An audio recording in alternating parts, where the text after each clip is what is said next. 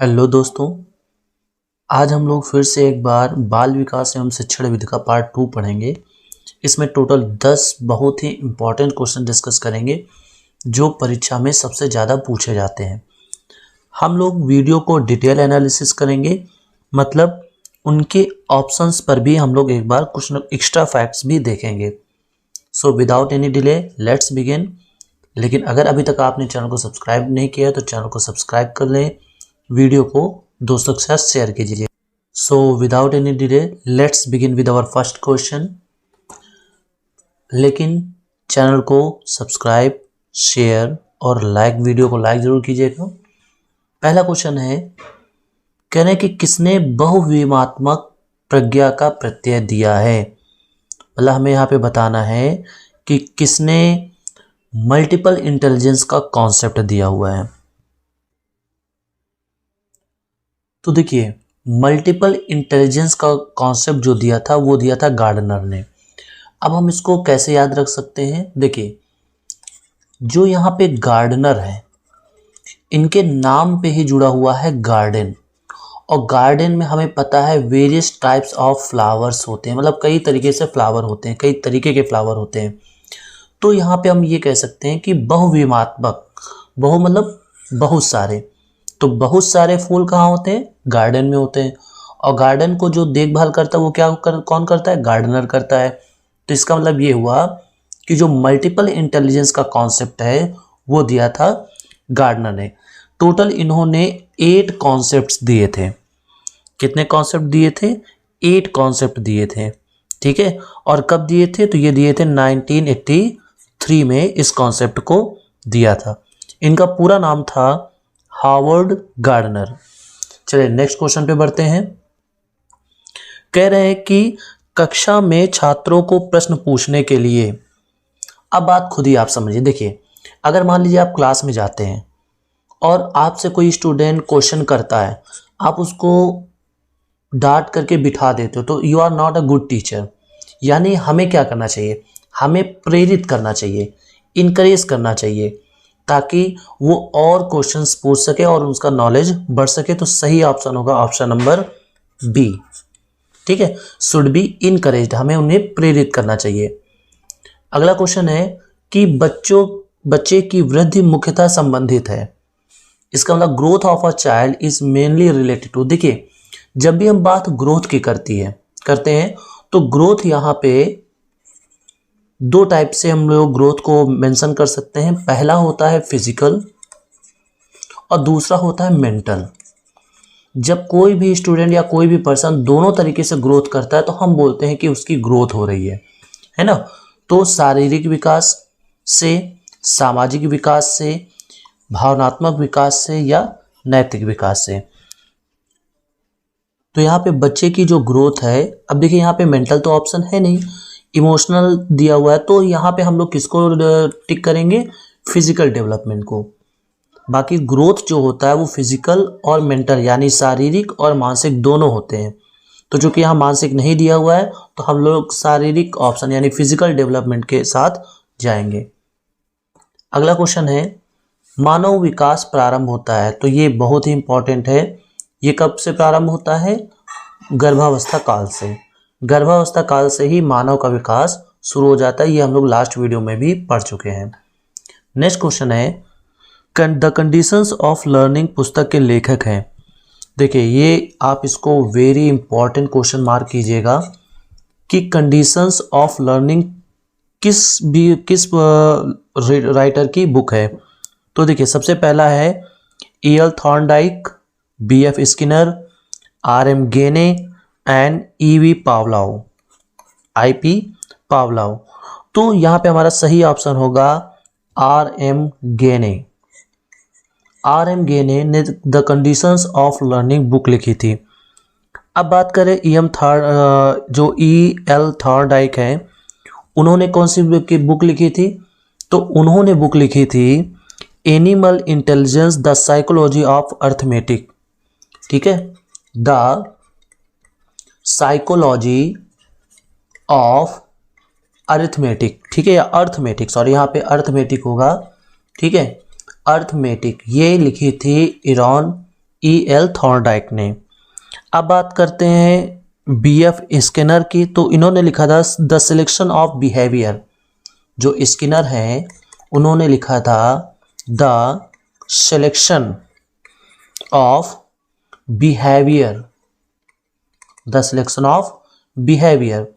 और जो लास्ट है I.P. पावलोव, इन्होंने लिखी थी कंडीशंस रिफ्लेक्सेस, कंडीशनड, ठीक है, कंडीशनड रिफ्लेक्सेस, रिफ्लेक्सेस और lecture of the conditioned, lecture, ठीक है, लेक्चर ऑफ द कंडीशनड, ये I.P. पावलोव ने बुक्स लिखी थी। आई होप आपको यहाँ पे काफ़ी कुछ जानने को मिला होगा। नेक्स्ट क्वेश्चन पे बढ़ते हैं। सूक्ष्म शिक्षण के भारतीय प्रतिमान में कुल कितना समय लगता है? मतलब the total time taken in Indian model of micro teaching. देखिए दो टाइप की टीचिंग होती है यहाँ पे, एक होती है मैक्रो और एक होती है माइक्रो। तो यहाँ पे पूछा जा रहा है कि माइक्रो टीचिंग में कुल कितना समय लगता है? 36 minute, 40 minute, 45 minute and 30 minute. तो हमारा सही आंसर होगा 36 मिनट, जो कि 6 पार्ट्स में टोटल डिवाइड रहता है। ये जो 36 मिनट है ये टोटल 6 पार्ट्स में डिवाइड रहता है, 6 मिनट्स का इंटरवल रहता है, जिसमें सबसे पहला काम होता है पाठ की योजना तैयार करना, पाठ की योजना तैयार करना, फर्स्ट 6 मिनट। सेकेंड 6 मिनट होते हैं शिक्षण, जिसमें हमें पढ़ाना होता है, ठीक है। थर्ड जो इसका पार्ट होता है वो होता है प्रतिपुष्टि, दैट मीन्स फीडबैक, प्रतिपुष्टि होता है। उसके बाद जब हमें फीडबैक मिल जाता है तो हम लोग फिर क्या करते हैं, पुनः पाठ योजना तैयार करते हैं, ठीक है, पुनः पाठ योजना तैयार करते हैं। उसके बाद फिर पुनः शिक्षण होता है, पुनः शिक्षण होता है और उसके बाद फिर से पुनः प्रतिपुष्टि होती है। यानी ये टोटल 6 पार्ट्स में टोटल 36 मिनट का टाइम इंटरवल होता है। पाठ योजना निर्माण, शिक्षण, प्रतिपुष्टि, फिर से पाठ योजना निर्माण, शिक्षण और प्रतिपुष्टि। तो माइक्रो टीचिंग में का जो टाइम होता है वो होता है 36 मिनट। सो बढ़ते हैं नेक्स्ट क्वेश्चन पे। अगला क्वेश्चन है, यदि शिक्षक कक्षा में एक छात्र को समस्यात्मक बालक के रूप में पाता है तो उसे क्या करना चाहिए?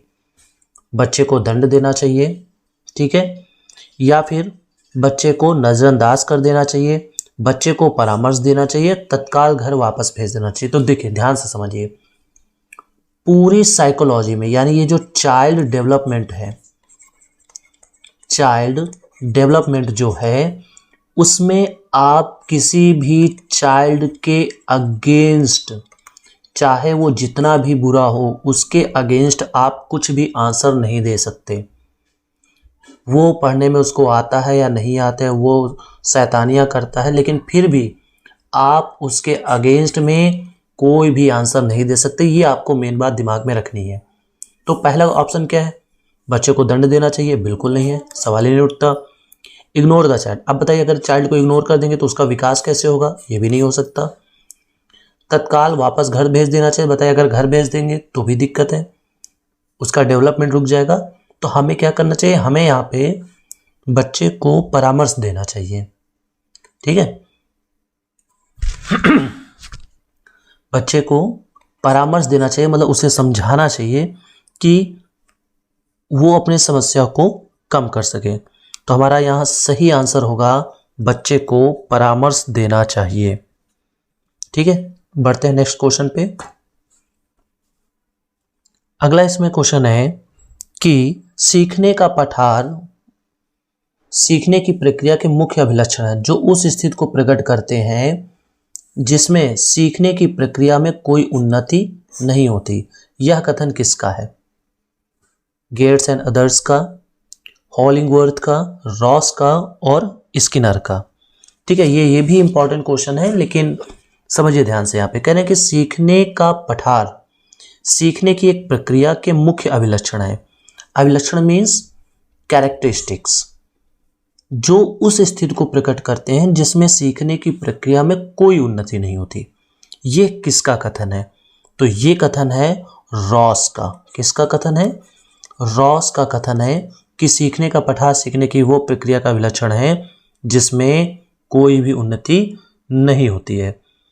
और यहाँ पे जो गेट्स एंड अन्य लिखा हुआ है, तो इन्होंने सीखने के वक्र को परिभाषित किया है और कहा गया है, इन्होंने कहा है कि सीखने के वक्र अभ्यास द्वारा सीखने की मात्रा, गति, उन्नति की सीमा बढ़ने लगती है। मतलब हम किसी भी चीज का जितना ज़्यादा अभ्यास करेंगे वो उतनी ज़्यादा इम्प्रूव होती जाएगी। सो इसका यहाँ पे सही आंसर कौन सा होगा? Option number C, that is Ross. बढ़ते हैं नेक्स्ट क्वेश्चन पे। लिखा है निम्न में से क्या समावेशी कक्षा में शिक्षक की भूमिका होती है? समावेशी कक्षा में शिक्षक की भूमिका के बारे में यहां पूछा गया है। तो देखिए, समझिए ध्यान से।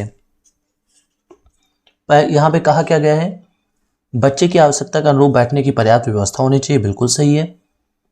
आगे लिखा हुआ है कि शिक्षक को निःशक्त बच्चों पर ध्यान नहीं देना चाहिए। तो जैसे मैंने भी कहा कि आप बच्चों के अगेंस्ट कुछ नहीं सोच सकते, तो ये गलत हो गया। शिक्षक को बच्चों को प्रोत्साहित करना चाहिए, ये भी सही है। और यहाँ पे शिक्षक को सीखने में अक्षम को अतिरिक्त समय देना चाहिए। ठीक है। तो इन्होंने कहा कि यहाँ पे किसकी भूमिका नहीं है। ठीक है, शिक्षक की कौन सी भूमिका नहीं है? तो वो है option number B. Option number 20 का सही आंसर होगा। मतलब शिक्षक को ये नहीं करना चाहिए कि निःशक्त बच्चों पर ध्यान ना दे। तो हमारा सही ऑप्शन होगा ऑप्शन नंबर बी। बाकी सारे ऑप्शन सही हैं, ऐसा होना चाहिए। बढ़ते हैं नेक्स्ट क्वेश्चन पे। क्वेश्चन में कहा गया है कि डिसलेक्सिया, पूछा गया है कि डिसलेक्सिया में यह करने में कठिनाई होती है, पढ़ने में, व्यक्त करने में, खड़े होने में या बोलने में। तो देखिए, जो डिसलेक्सिया है, बात ध्यान समझिएगा, डिसलेक्सिया जो है वो रीडिंग और स्पेलिंग यानी पढ़ने और वर्तनी करने में कठिनाई होती है, इससे डिसलेक्सिया बोलते हैं। ठीक है। अब यहाँ पे हम लोग कुछ और भी जो भी प्रॉब्लम्स होती हैं उनको पढ़ेंगे।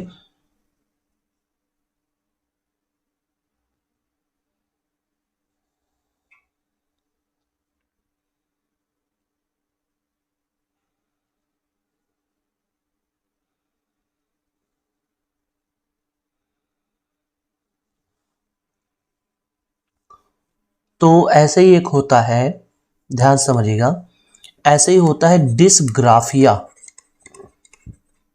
डिसग्राफिया, तो ग्राफ वर्ड आ रहा है, इसका मतलब लिखने के लिए, यानी अगर बच्चे को लिखने में दिक्कत हो रही है तो हम बोलेंगे डिसग्राफिया।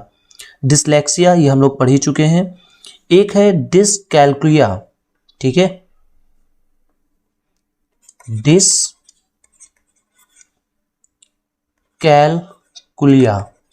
तो यहां पे देखिए कैलकुलेशन आ रहा है, इसका मतलब वो गणित की चीजों को सही से नहीं समझ पाएगा। अगर वो गणित की चीजों को नहीं समझ पा रहा है तो हम लोग बोलेंगे उसको डिसकैल्कुलिया है, डिसकैल्कुलिया। और यहाँ पे डिसग्राफिया, ग्राफिया मतलब लिखने, ग्राफ, कहीं भी वर्ड अगर ग्राफ आता है तो ये लिखने के बारे में बताता है। तो अगर उसको लिखने में दिक्कत हो रही तो उसको डिसग्राफिया है। डिसकैल्कुलिया है तो इसका मतलब वो मैथमेटिक्स को लर्न करने में, सब्ट्रैक्शन, एडिशन, मल्टीप्लिकेशन, इन सब करने में दिक्कत आती है उसको।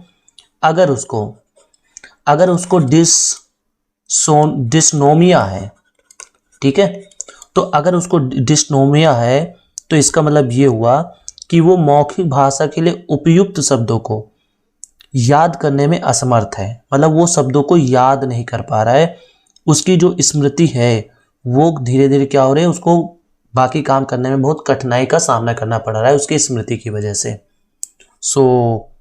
आई होप आपको यहाँ समझ में आ गया होगा।